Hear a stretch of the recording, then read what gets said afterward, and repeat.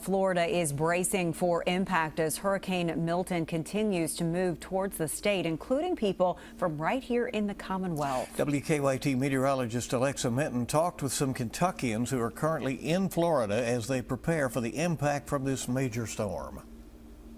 For both Sarah Richardson from Richmond and Emily Bays from Barbourville, their families have been planning a trip to Disney for their kids for a long time. You wouldn't even know. No, like everyone is so calm, like it's not even happening. Both families are on their fall break, and while they are still hoping for a magical time, Hurricane Milton has a different plan for their vacation. Actually, the last time we were at Disney was in 2018, and there was a hurricane then too.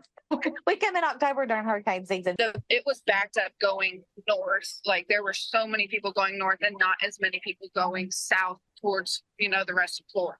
Hurricane Milton is projected to drop heavy rounds of rain as well as produce devastating winds for much of central Florida. And while many are evacuating, both families plan on staying, saying they feel safe in the parks. Like a lot of our friends and families, like, are you insane? You need to get home. But I don't know. I think we'll be all right. I'm not too worried as far as, I think we're safer here than we would be trying to get out on the interstate. I do feel safer here. I've heard Disney's really good about taking care of their guests if they're on property while there's like a hurricane or something going on. And with many in the state in mandatory evacuation zones, for Emily and Sarah, there almost isn't a choice due to excessive traffic on the interstate and gas shortages. We were really anxious last night because we realized we were low on gas, so we were trying to go to the gas station and get gas. We went to 6 or 7 different gas stations before we found any gas. They were completely out of regular. We had to get premium gas. Traveling with 3 kids, one's just turned a year old. I can't imagine getting stuck on the interstate with them because from what we've seen, the interstate, it's like back to back.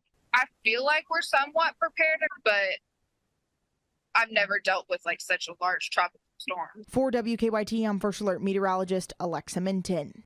And both families are supposed to return this upcoming weekend. We will keep you up to date with them as Hurricane Milton approaches the Orlando area.